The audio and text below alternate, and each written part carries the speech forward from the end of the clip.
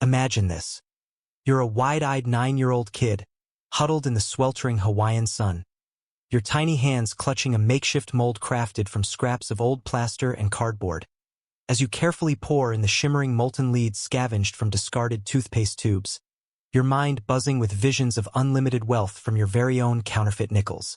The air is thick with the metallic tang of adventure and the faint scent of tropical flowers wafting from nearby gardens.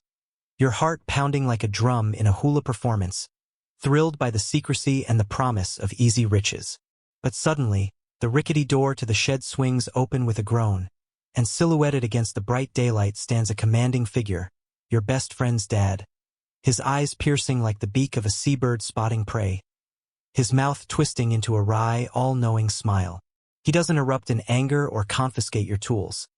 No, he leans against the doorframe, crosses his arms, and delivers a line that explodes your naive plot like a firecracker.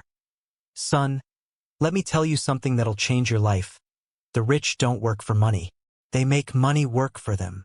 In that electrifying moment, a tiny seed of intrigue burrows into your young mind, germinating questions that could dismantle the very foundations of what society peddles as the route to prosperity. What if the grind of daily labor and the lottery ticket hope of striking it big are just illusions? What if true wealth lies in a profound paradigm shift, reimagining money not as a master to serve, but as a servant to command? And what if this wisdom, passed down like a hidden treasure map, extends far beyond one lesson, unfolding into an entire saga of financial enlightenment that spans generations, markets, and mindsets? This pivotal encounter sets the stage for our immersive journey, inspired by the real-life odyssey of Robert Kiyosaki, a curious boy coming of age amid the lush, volcanic landscapes of 1950s Hawaii, and the expansive series of lessons that would evolve into his groundbreaking Rich Dad philosophy. Envision the island paradise.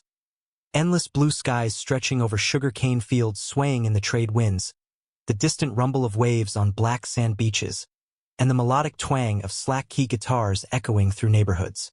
Yet, beneath this idyllic veneer, Robert finds himself straddling two divergent paths, guided by two paternal influences whose philosophies clash like tectonic plates. His birth father, a scholarly giant with a doctorate in education and a high-ranking position in the state's Department of Education, embodied the archetype of conventional achievement. He ascended the ladder through relentless study and public service, drawing a steady government paycheck that symbolized reliability. But peel back the layers, and the picture darkens. Endless stacks of unpaid bills cluttering the kitchen table like unwelcome guests, a humble bungalow that creaked under the weight of deferred maintenance, and an invisible fog of financial anxiety that permeated family outings and holiday plans. Robert affectionately, yet pointedly, labeled him "poor dad," highlighting not a lack of character, but the inevitable fruits of a belief system that prized academic accolades over economic acumen, chanting the age-old creed: hit the books hard, ace your exams, snag a degree from a top university, secure a job with ironclad benefits, and squirrel away every spare cent for a rainy day. Standing in stark opposition was Rich Dad, the entrepreneurial powerhouse father to Robert's closest companion, Mike, devoid of prestigious credentials. No leather-bound diplomas or scholarly tomes lining his shelves. He possessed an innate genius for commerce that transformed humble beginnings into a sprawling dominion of prosperity. By his mid-30s, he'd orchestrated a symphony of enterprises. Lively diners where the aroma of grilled Spam musubi drew crowds of hungry patrons, neighborhood markets brimming with fresh papaya and Spam cans, vast storage facilities echoing with the clatter of forklifts, and construction outfits hammering together structures that reshaped the local horizon. Visualize those formative afternoons.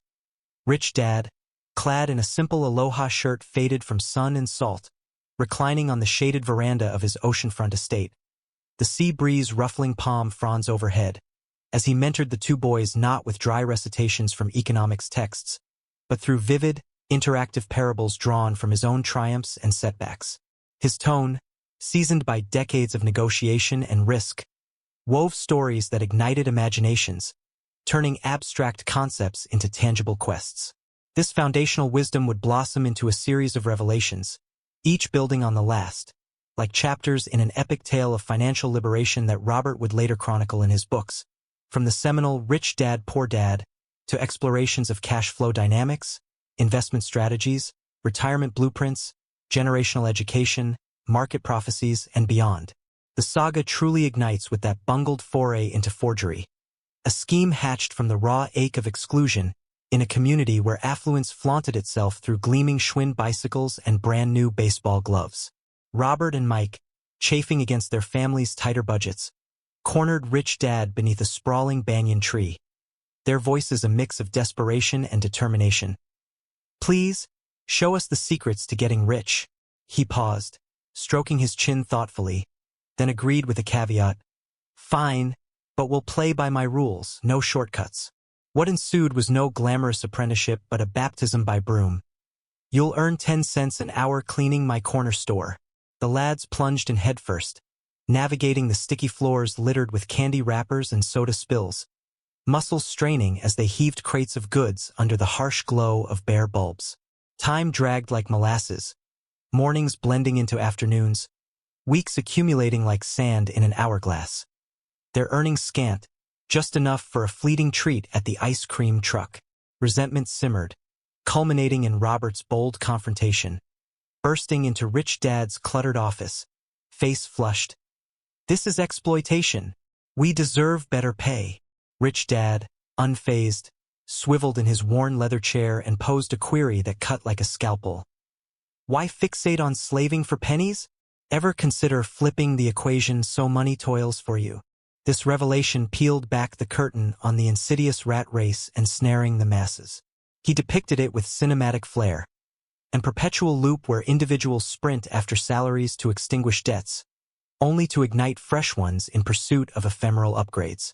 Psychological puppeteers pull the strings. Fear, a shadowy specter murmuring tales of destitution and job loss, compelling longer hours. Desire, a seductive siren flaunting luxury watches, exotic getaways, and status symbols that promise fulfillment but deliver chains. Envision a vibrant young duo, diplomas still warm from commencement, embarking on careers with starry-eyed optimism. They splurge on a cozy starter home via a ballooning loan, a sporty convertible on easy payments, and a home theater system swiped on plastic.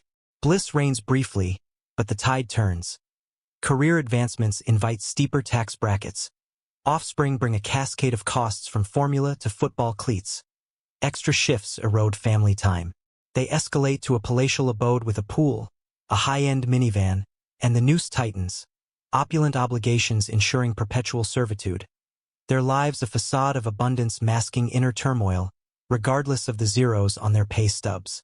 This core trap, dissected in Rich Dad, Poor Dad, sets the foundation, but the series expands it into a broader critique of societal structures, warning in Rich Dad's prophecy of impending market crashes triggered by flawed retirement systems like 401(k)s, born from the 1974 ERISA law, which shifted pension burdens to individuals ill-equipped for investing, potentially leading to a massive baby boomer sell-off that could devastate economies.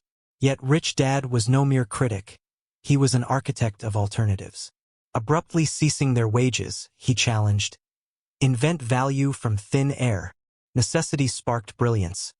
They eyed the store's discarded comic stacks, relics of adventures featuring caped heroes and daring detectives, moldering in forgotten corners.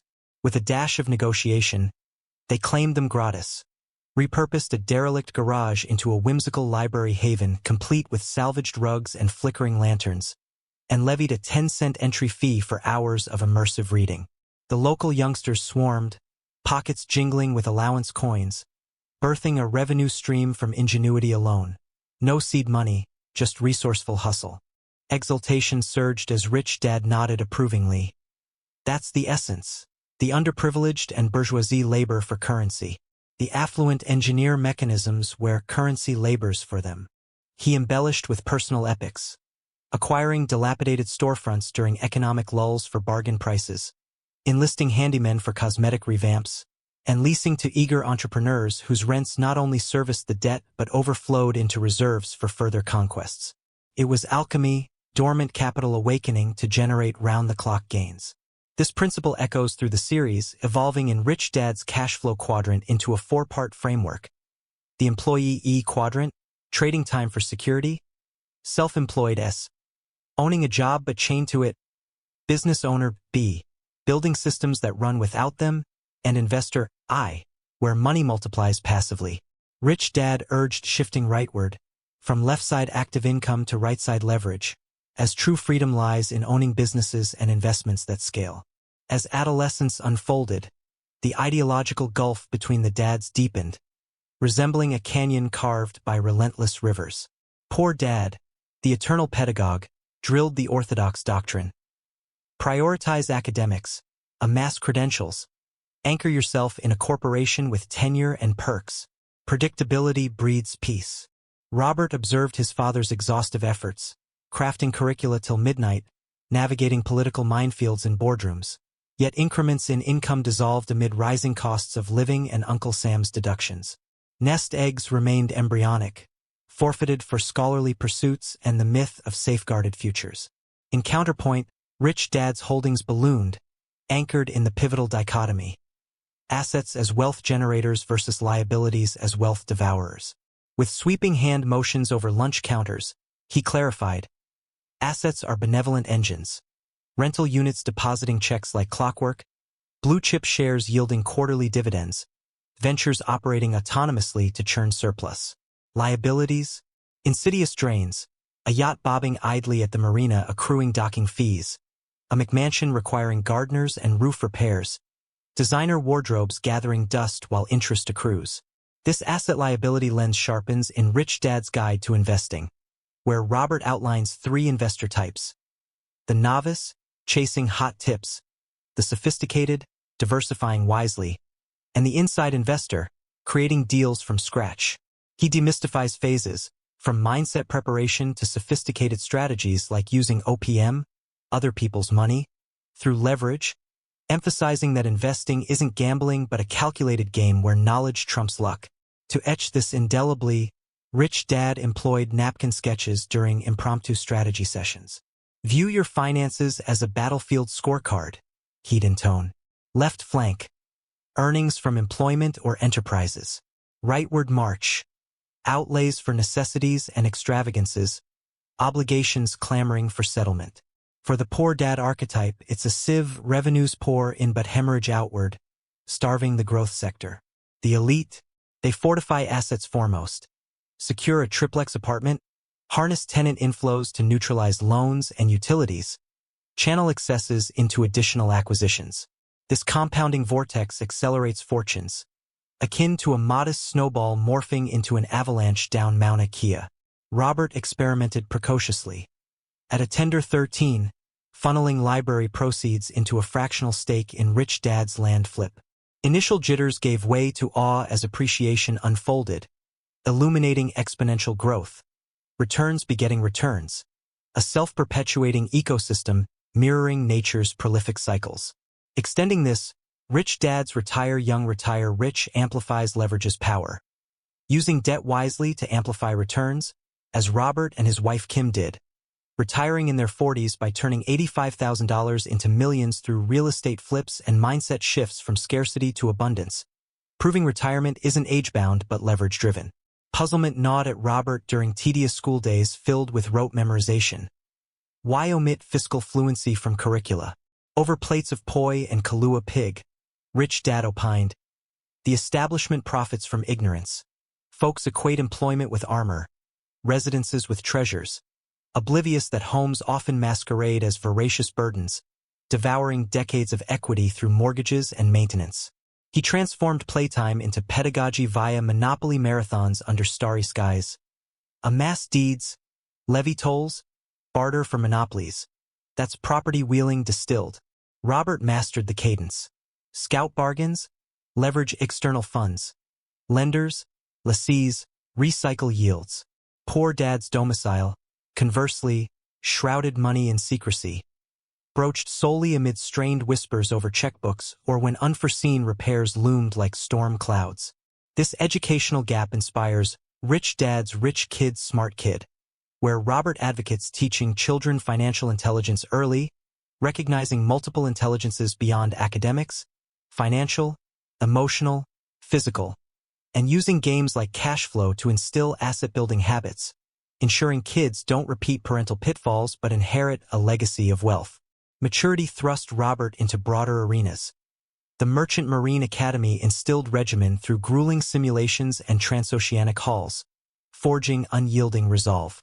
Vietnam's chaos followed, maneuvering choppers through verdant canopies and flak bursts, experiences that tempered his spirit while amplifying paternal echoes amid the din of rotors. Re-entering civilian life in the turbulent 70s, the divergence crystallized. Embrace poor dad's haven, a desk-bound role in a conglomerate, or venture into rich dad's tempestuous entrepreneurial waters. Opting for audacity, he enlisted at Xerox, not for the commission's allure, but to conquer salesmanship, per rich dad's edict. Persuasion powers commerce. Dominate it, and opportunities unfold endlessly. Envision the crucible, enduring slammed doors and curt dismissals, scripting calls till hoarse, concurrently birthing a nylon wallet import line. Prototypes faltered, flimsy stitching, tepid demand, but each stumble refined tactics, underscoring adaptability's supremacy.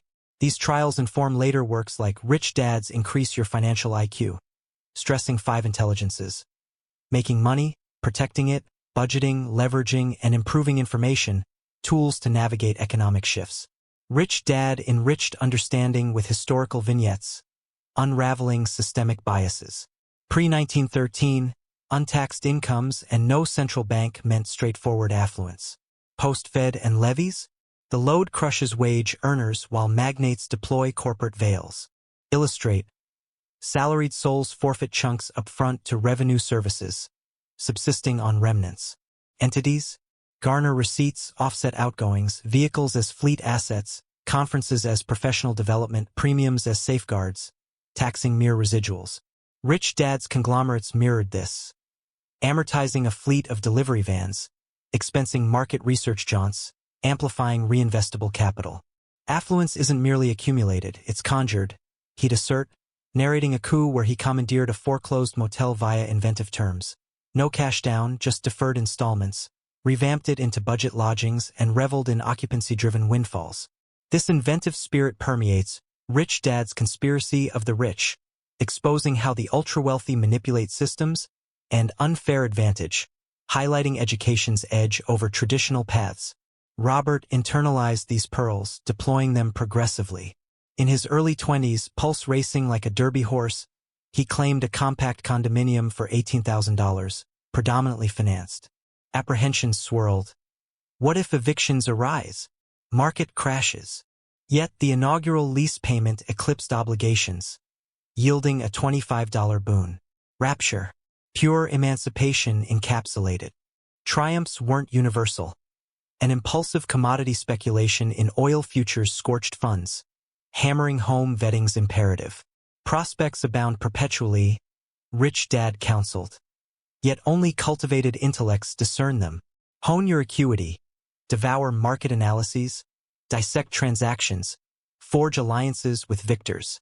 Such foresight fuels Rich Dad's Why the Rich Are Getting Richer, analyzing global trends like debt bubbles and fake, debunking misinformation in money, media, and education. Hurdles towered like Hawaiian peaks, each demanding conquest.